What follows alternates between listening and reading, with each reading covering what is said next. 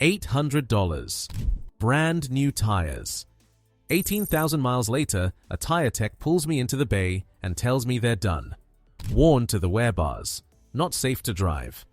I did everything right. Checked pressure every month, rotated every 5,000 miles, kept it at exactly 32 PSI, just like the door sticker said. He looked at me and asked one question. What pressure are you running? 32, I said. Exactly what the sticker says. He shook his head. There's your problem right there. That conversation changed everything I thought I knew about tire pressure. And what I found out after, about why that number is on your door, who put it there, and who profits every time you follow it, that's what this video is about. Today, we're going through 6 things the tire industry doesn't want you to know. The door sticker, lie. The correct pressure they never tell you. The TPMS trap. The seasonal pressure drain. The nitrogen scam. And exactly who benefits every time you replace tires 3 years early. By the end of this, you'll never look at that door sticker the same way again. Let's get into it. The door sticker lie. Here's the thing nobody tells you when you buy a car. That number on your door jamb, 32 PSI, 35 PSI, whatever yours says, that is not the optimal pressure for your tires. It's not even close to optimal. That number was calculated by liability lawyers, covering a worst-case scenario that seldom applies to you. Think about what that worst-case scenario actually looks like. 5 adults in the car, trunk stuffed with luggage, merging onto a highway at 75 miles per hour in summer heat. That's the situation engineers designed that number for. The absolute minimum pressure needed to safely support the maximum rated weight without the tire failing. Now think about how you actually drive. Just you, maybe one passenger, maybe some groceries in the back. Your car is carrying hundreds of pounds less than its maximum rated capacity, and that changes everything about what pressure your tires actually need. So what happens when you run 32 PSI in a lightly loaded car? The tire loses its shape, sidewalls flex too much, the contact patch spreads wider than it should. And here's the part that destroyed my $800 tires. The center of the tread lifts slightly off the pavement, like an underinflated balloon sagging in the middle. All the vehicle's weight concentrates on the outer edges. Those edges do all the work, all the gripping, all the wearing, while the center tread just goes along for the ride, completely untouched. That's why my tires looked half new in the center and completely bald on the shoulders at 18,000 miles. And here's the question that kept bothering me after I left that shop. If running the door sticker pressure destroys tires faster, who benefits from that? Not you. You're buying new tires 20,000 miles early. But somebody is making $800 every time you do. We'll come back to exactly who that is. But first, what's the actual correct pressure? The correct pressure. Look, the right pressure for your tires has nothing to do with your car. It has everything to do with your tire, and the number you need is already on your tire right now. You've just never been told to look there. Walk out to your car after this video. Find the tire sidewall, the side facing you. Look for the words max press or maximum pressure. On most standard passenger tires, you'll see something like max press 51 PSI. That number is what your tire is actually engineered to handle, not 32, not 35, 51. Now here's where the math gets interesting. The optimal pressure for even wear, best fuel economy, and sharpest handling sits 10 to 15% below that maximum. For most standard passenger car tires with a 51 PSI maximum, that sweet spot lands between 38 and 42 PSI. Not 32, not 35, 38 to 42. I know what you're thinking right now. That sounds dangerously high. If you've spent your whole life at 32, 40 sounds like you're about to blow something out. So let's put this in real perspective.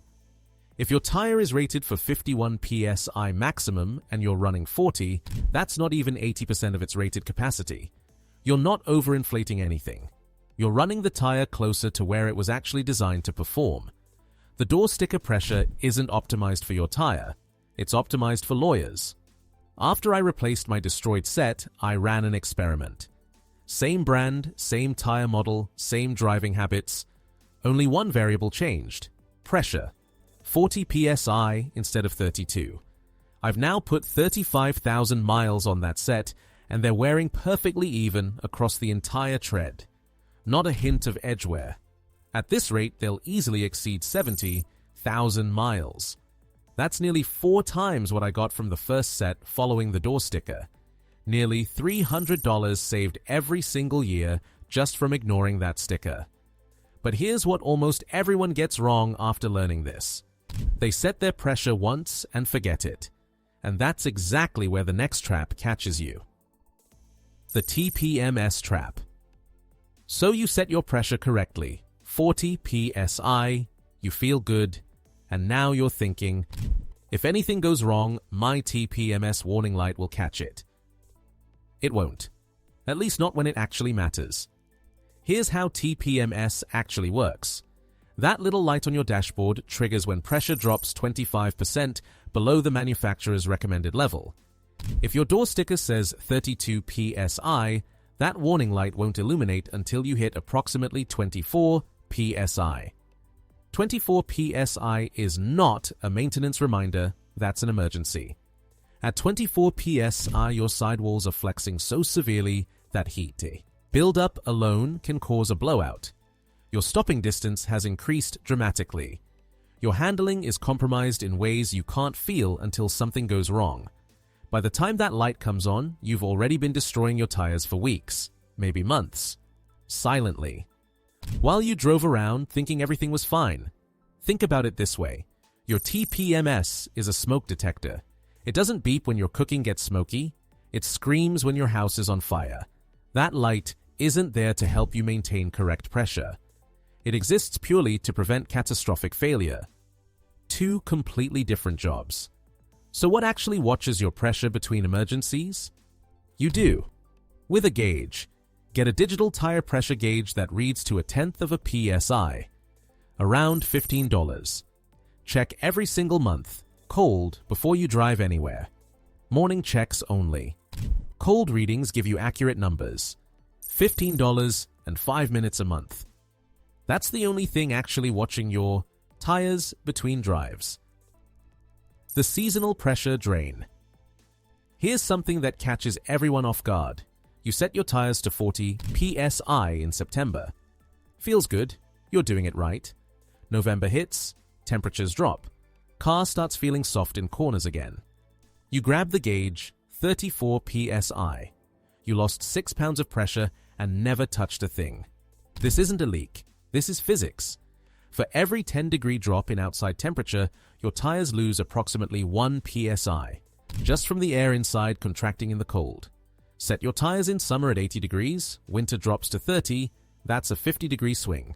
5 PS, you've gone without a single puncture, without a single slow leak, without anything happening to your tires at all. So that 40 PSI you set in August becomes 35 by December. If you live somewhere with real winters, it could be 30 by January.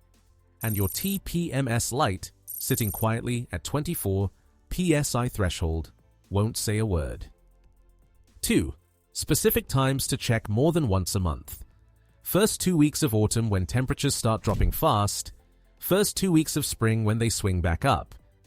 Pressure can move 2 to 3 PSI in a single week during seasonal transitions. That's fast enough to matter before your next monthly check catches it. The nitrogen scam. You've seen this at dealerships and tire shops. Sign on the wall, nitrogen tire inflation, $5 to $10 per tire. They tell you nitrogen maintains pressure better, doesn't fluctuate with temperature, and extends tire life. Sounds scientific, sounds premium. Costs $40 across 4 tires. Here's what they don't tell you. Regular air is already 78% nitrogen. You're paying for an extra 20% purity. 20%. That's the entire product.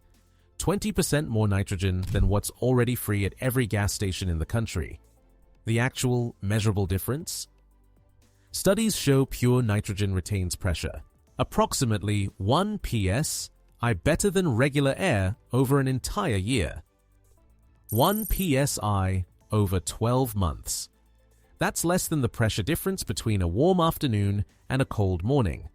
That's less than the natural permeation your tires lose in 2 weeks just sitting in your driveway.